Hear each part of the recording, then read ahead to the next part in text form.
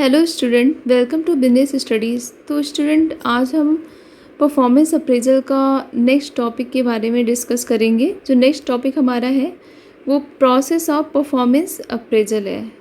तो प्रोसेस क्या होता है परफॉर्मेंस अप्रेजल का, आज हम ये देखेंगे। तो let's start the first process. तो जो हमारा फर्स्ट प्रोसेस है परफॉर्मेंस अप्रेजल का वो क्या है? Establishing performance standards. तो क्या होता है establishing performance standard? The first step in the process of performance appraisal is the setting up of the standard which will be used to as the base to compare the actual performance of the employees. And this step requires setting the criteria to judge the performance of the employees as successful or unsuccessful and the degree of their contribution to the organization goals and objective. तो student हम one by one इसको explain करते हैं। पहले हम ये देखते हैं, the first step in the process of performance appraisal is the setting up of the standard. इसका मीन्स क्या हो गया कि setting up of the standards means क्या हो गया कि एक स्टैंडर्ड को सेट करना, मीन्स मानकों की स्थापना करना।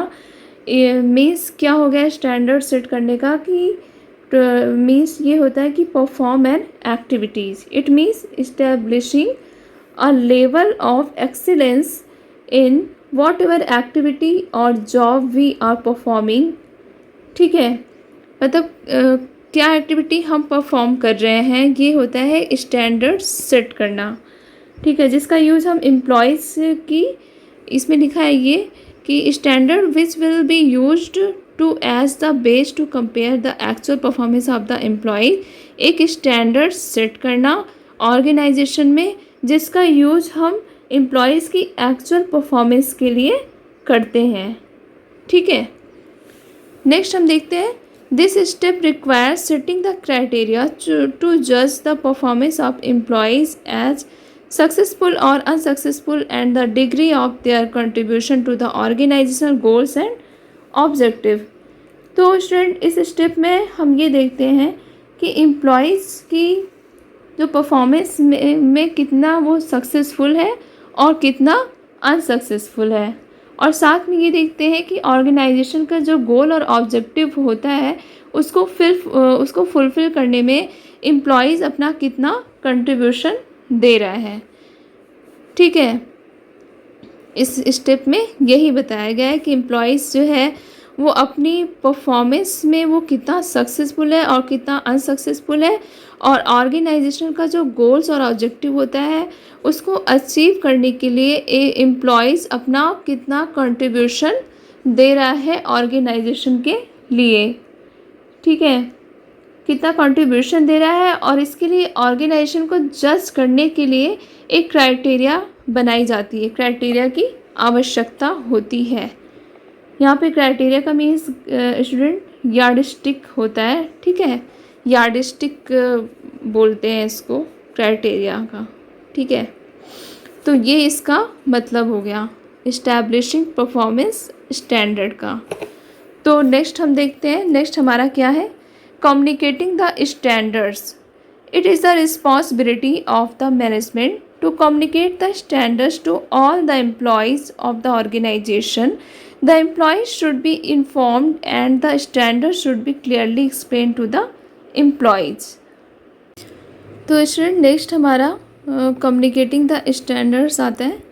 तो इसमें ये बताया गया है कि ऑर्गेनाइजेशन के सभी जो एम्प्लॉयज़ होते हैं उनके लिए एक स्टैंडर्ड कम्युनिकेशन को सेट करना होता है। ठीक है, ये किसकी रिस्पॉन्सिबिलिटी होती है? ये ऑर्गेनाइजेशन में जो मैनेजमेंट टीम होती है ये उनकी रिस्पॉन्सिबिलिटी होती है। ठीक है, the employees should be informed and the standard should be clearly explain to the employees. Means क्या हो गया कि ऑर्गेनाइजेशन में एम्प्लॉयज़ को ये इन्फॉर्म होनी चाहिए, इन्फॉर्म देनी चाहिए मैनेजमेंट की तरफ से, और एम्प्लॉयज़ को स्टैंडर्ड के बारे में क्लियरली समझाना चाहिए। ठीक है, तो ये इसमें बताया गया है कम्युनिकेटिंग द स्टैंडर्ड्स के बारे में। नेक्स्ट हम देखते हैं, नेक्स्ट हमारा आता है मेजरिंग द एक्चुअल परफॉर्मेंस। तो मेजरिंग द एक्चुअल परफॉर्मेंस में क्या बताया गया, the next step in the evolution process is to measure the actual performance of employees. The performance may be measured through the performance of measured through personal observation, statistical report, oral reports, written reports etc. तो student ये बताया गया है कि जो next step होता है ये परफॉर्मेंस अप्रेजल के प्रोसेस का, वो ये होता है कि एम्प्लॉयज़ की जो एक्चुअल परफॉर्मेंस को हम मेजर करते हैं। ठीक है, एम्प्लॉयज़ की जो एक्चुअल परफॉर्मेंस है उसको हम मेजर करते हैं। ये परफॉर्मेंस हम कैसे मेजर करते हैं, किसके थ्रू, उसके जो पर्सनल ऑब्जर्वेशंस होते हैं, जो स्टैटिस्टिकल रिपोर्ट्स होते हैं, जो ओरल रिपोर्ट होते हैं, रिटन रिपोर्ट्स होते हैं। ठीक है, उसके थ्रू हम एम्प्लॉयज़ की परफॉर्मेंस को मेजर कर सकते हैं। ठीक है, कि वो कैसा परफॉर्म्स ऑर्गेनाइजेशन में कर रहा है, ऑर्गेनाइजेशन के गोल्स को अचीव करने के लिए कैसी कैसी परफॉर्मेंस दे रहा है। तो इसको हम रिटन रिपोर्ट्स के थ्रू मेजर कर सकते हैं, ओरल रिपोर्ट्स के थ्रू मेजर कर सकते हैं, उसका जो पर्सनल ऑब्जर्वेशन है उसको हम मेजर कर सकते हैं। ये सब कंडीशंस होती है जिसके थ्रू हम एक एम्प्लॉयज़ की एक्चुअल परफॉर्मेंस को देख सकते हैं, समझ सकते हैं, उसको मेजर कर सकते हैं। ठीक है, तो यही इसमें बताया गया है। तो स्टूडेंट नेक्स्ट हमारा आता है comparing the actual with standards. तो देखते हैं इसको, the actual performance compare to the standard set earlier for finding out the standing of employees. तो स्टूडेंट इसमें ये बता रहा है कि हम एम्प्लॉयज़ की कंडीशन को फाइंड आउट करते हैं। मीन्स कि हम एम्प्लॉयज़ की कंडीशन का पता लगाने के लिए पहले जो सेट स्टैंडर्ड होता है उसके कंपैरिजन में जो एक्चुअल परफॉर्मेंस होती है एम्प्लॉयज़ की, उसको हम देखते हैं। ठीक है, ये इसमें बताया गया है। The employees is evaluated and judged by his potential for growth and advancement. Deviation in performing are also noted at this stage. तो स्टूडेंट ये बता रहे हैं कि इसमें एम्प्लॉयज़ का जो इवोल्यूशन है उनकी पोटेंशियल ग्रोथ के बेसिस पे की जाती है। जो एम्प्लॉयज़ का हम मूल्यांकन करते हैं वो उनके पोटेंशियल ग्रोथ के बेसिस पर की जाती है। उसके आधार पर हम उसका एम्प्लॉयज़ को इवैल्यूएट कर सकते हैं। Deviations in performance are also noted at this stage. Deviations का मतलब आपको पता होगा स्टूडेंट कि अपने मार्ग से भटकना, मतलब कि एम्प्लॉयज़ अपने गोल्स को अचीव करने के लिए कितनी बेटर परफॉर्मेंस दे रहा है, कितनी नहीं दे रहा है। तो ये इस कंडीशन में आ रहा है कि deviation in performance are also noted at this stage. जो डेविएशन होती है, एम्प्लॉयज़ जो अपने मार्ग से भटक जाते हैं, मीन्स कि अपने गोल्स को, अपनी परफॉर्मेंस को नहीं दे पा रहे हैं, तो ये कंडीशन भी नोट की जाती है इस स्टेज में। ठीक है, ये इसमें बताया गया है। नेक्स्ट हमारा आता है डिस्कसिंग रिपोर्ट्स विथ एम्प्लॉयज़। तो इसका आप लोग मतलब समझ रहे होंगे कि क्या है कि डिस्कसिंग रिपोर्ट्स विथ एम्प्लॉयज़ के साथ उसका जो रिपोर्ट्स है वो डिस्कस करना, ये इसमें बताया गया है। तो चलिए देखते हैं क्या है इसमें। The assessment reports are periodically discussed with concerned employees. The weak points, good points, and difficulties are indicated for helping employees to improve their performance. तो स्टूडेंट इसमें ये बताया गया है कि टाइम टू टाइम पर ऑर्गेनाइजेशन में हमें समय समय पर मीन्स क्या चेक करना है, मीन्स जो मैनेजर होता है, एम्प्लॉयज़ के जो हेड होते हैं, उनको ये चाहिए कि समय समय पे एम्प्लॉयज़ के साथ जो उनकी असेसमेंट रिपोर्ट होती है उस पर डिस्कशन किया जाता है। ठीक है, जो उस पर डिस्कशन किया जाता है ये इसलिए किया जाता है, इस पर ये लिखा हुआ है ना कि the weak point, good points और difficulties are indicated for helping employees to improve their performance. जिससे कि एम्प्लॉयज़ का जो वीक पॉइंट है ना, और जो स्ट्रॉन्ग पॉइंट है वो तो पता चलता ही है एम्प्लॉयज़ को, और इसके साथ उनको ये भी पता चलता है कि कहाँ उनको प्रॉब्लम आ रही है अपनी परफॉर्मेंस को करने में, मतलब कि अपनी अपने गोल को पूरी तरीके से फुलफ़िल ना करने में कहाँ प्रॉब्लम आ रही है, ये सब डिस्कशन करता है वहाँ उनका एम्प्लॉइज़ का जो मैनेजर होता है एम्प्लॉइज़ के साथ। ठीक है, इससे क्या होता है कि एम्प्लॉइज़ के जो वीक पॉइंट क्या है और स्ट्रॉन्ग पॉइंट है ये पता चलता है। एम्प्लॉइज़ को खुद अपने बारे में पता चलता है कि उसको कहाँ कैसे कोई प्रॉब्लम आ रही है और उससे उसकी ये हेल्प हो सकती है। ठीक है, उससे उसकी पूरी हेल्प हो सकती है, अपने गोल को वो ईज़िली अचीव कर सकता है, अपनी इम्प्रूवमेंट कर सकता है, डे बाय डे ऑर्गेनाइजेशन में आगे बढ़ सकता है। ठीक है, तो यही इसका मीन्स हो गया। तो स्टूडेंट नेक्स्ट हमारा आता है टेकिंग करेक्टिव एक्शन। तो टेकिंग करेक्टिव एक्शन क्या होता है, let's see. Evolution process will be useful only when corrective action is taken on the basis of reports. Once corrective action may be in the form of advice, counsel, warning, etc. तो क्या होता है इसमें, क्या बताया गया है, इसमें ये बताया गया है कि मैनेजर जो होता है वो एक करेक्टिव एक्शन लेता है एम्प्लॉयज़ के लिए। ठीक है, ये करेक्टिव एक्शन क्या होता है, ये करेक्टिव एक्शन होता है फॉर्म ऑफ एडवाइस। इसमें ये लिखा है ना कि on the basis of reports once corrective action may be in the advice, counsel, warning etcetera. तो ये करेक्टिव एक्शन हो सकता है एक प्रकार का advice, counsel and warning. Means क्या हो सकता है, एम्प्लॉयज़ को सलाह दे सकता है, उसे परामर्श दे सकता है और उसे वार्निंग भी दे सकता है। ये एक करेक्टिव एक्शन हो गया एम्प्लॉयज़ की लिए, मतलब एम्प्लॉयज़ की परफॉर्मेंस के लिए ये करेक्टिव एक्शन हो गया जो मैनेजर लेता है ऑर्गेनाइजेशन में। ठीक है, नेक्स्ट हम देखते हैं other action may be in the form of additional training, refresher course, delegation of more authority, special assignment, coaching etcetera. These action will be useful in helping employees to improve their performance in future.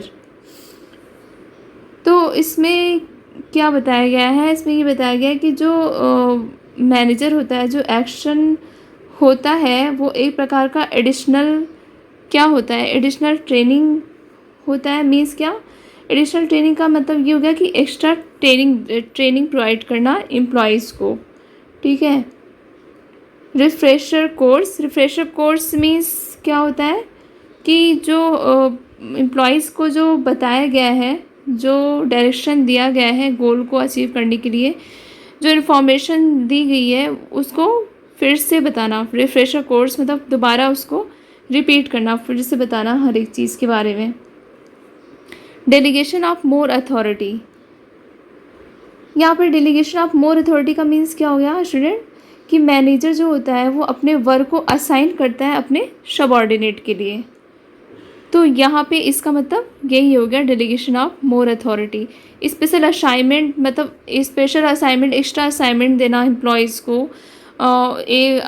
मतलब वो जैसे कि employees के लिए वो थोड़ा beneficial हो जाए, उनको ईज़िली वो फुलफ़िल कर सके, ये इसमें आता है। कोचिंग प्रोवाइड करना, बताना, गोल के बारे में बताना, कोचिंग देना, ये सब चीज़ें इसमें डिस्कस की गई है। तो ये एक्स्ट्रा मतलब ये अदर एक्शन में भी इन फॉर्म ऑफ एडिशनल, ये मैनेजर जो है वो अदर एक्शन के रूप में ये बताया गया है कि मैनेजर इसको भी ले सकता है, या तो फिर एम्प्लॉयज़ के लिए ट्रेनिंग, एडिशनल ट्रेनिंग प्रोवाइड कर सकता है, या रिफ्रेशर कोर्स प्रोवाइड कर सकते हैं, या डेलीगेशन ऑफ मोर अथॉरिटी भी हो सकती है, या स्पेशल असाइनमेंट, कोचिंग एक्सेट्रा। ये सारे एक्शन भी एक मैनेजर ले सकता है ऑर्गेनाइजेशन में एम्प्लॉयज़ के लिए। ठीक है, वो डिपेंड करता है कि एम्प्लॉयज़ कैसा वर्क कर रहा है, कैसी परफॉर्मेंस दे रहा है अपने गोल को अचीव करने के लिए ऑर्गेनाइजेशन में, उसके हिसाब से उसके अकॉर्डिंग मैनेजर उस एम्प्लॉयज़ के लिए ये एक्शंस ले सकते हैं जो उनको बेटर लगेगा एम्प्लॉयज़ के लिए। These action will be useful in helping employees to improve their performance in future. Means क्या हो गया कि ये किसी भी तरीके का कोई निगेटिविटी नहीं है, ये एम्प्लॉयज़ के लिए कोई हार्मफुल इफ़ेक्ट नहीं है, ठीक है। ये एम्प्लॉयज़ के लिए बहुत ही ज़्यादा बेनिफिशियल होता है जो मैनेजर ये एक्शन लेता है ऑर्गेनाइजेशन में। इससे क्या हो गया कि these action will be useful in helping employees to improve their performance in future. Means क्या हो गया कि जो ये एक्शन होता है एम्प्लॉयज़ के लिए, वो फ्यूचर में जो उनकी परफॉर्मेंस होगी उसको वो इम्प्रूव कर सकें, मतलब कि वो दोबारा वो गलती ना कर सकें जिससे कि वो अपने गोल को फुलफ़िल ना कर पाएँ ऑर्गेनाइजेशन में, ठीक है। वो अपनी गलती को दोबारा रिपीट ना कर सकें, वो अपने को इम्प्रूव कर सकें, इसलिए ये सारे एक्शन लिए जाते हैं ऑर्गेनाइजेशन में। एम्प्लॉयज़ के लिए ये सब काम किया जाता है एक ऑर्गेनाइजेशन में, ठीक है। तो स्टूडेंट, तो हमारा ये टॉपिक कंप्लीट हुआ, प्रोसेस ऑफ परफॉर्मेंस अप्रेजल। तो हमारा ये फर्स्ट प्रोसेस क्या था, इस्टेब्लिशिंग परफॉर्मेंस स्टैंडर्ड्स, जो हमने देखा। नेक्स्ट हमारा आता है कम्युनिकेटिंग द स्टैंडर्ड्स, ये भी हमने आपको बताया कि ये क्या होता है। और ये आता है नेक्स्ट कि मेजरिंग एक्चुअल परफॉर्मेंस क्या होती है, comparing actual with standards, discussing reports with employees, और नेक्स्ट है टेकिंग करेक्टिव एक्शन। तो ये जो है इसमें 6 प्रोसेस दिए हुए हैं परफॉर्मेंस अप्रेजल के, 1 2 3 4 5 6, हाँ ये 6 प्रोसेस इसमें दिए हुए हैं परफॉर्मेंस अप्रेजल के। तो स्टूडेंट, ये बहुत ही बेनिफिशियल आपके लिए होगा। आपको एग्ज़ाम में भी ये क्वेश्चन आ जाते हैं कि what is the process of performance appraisal, तो आपको उसमें ये बहुत ही हेल्प करेगा। तो आज के लिए हम ये टॉपिक यहीं पे एंड करते हैं। तो आप बताइएगा स्टूडेंट कि आपको कितना ये प्रोसेस ऑफ परफॉर्मेंस अप्रेजल समझ आया है, और अगर आपको कोई क्वेरी होती है, कोई क्वेश्चन होता है, तो आप कमेंट सेक्शन में ज़रूर पूछें, ठीक है। तो नेक्स्ट वीडियो में हम नेक्स्ट टॉपिक लेकर आएंगे परफॉर्मेंस अप्रेजल का। 2 टॉपिक और बचे हुए हैं, उसको भी मैं कवर कर दूंगी, ठीक है। तो आज के लिए इतना है स्टूडेंट। आपको मेरा ये वीडियो कैसा लगा इसको ज़रूर बताइएगा। अगर पसंद आया तो लाइक करें, चैनल को सब्सक्राइब करें और हमारी वीडियो को शेयर करना ना भूलें। Thank you student, thank you so much.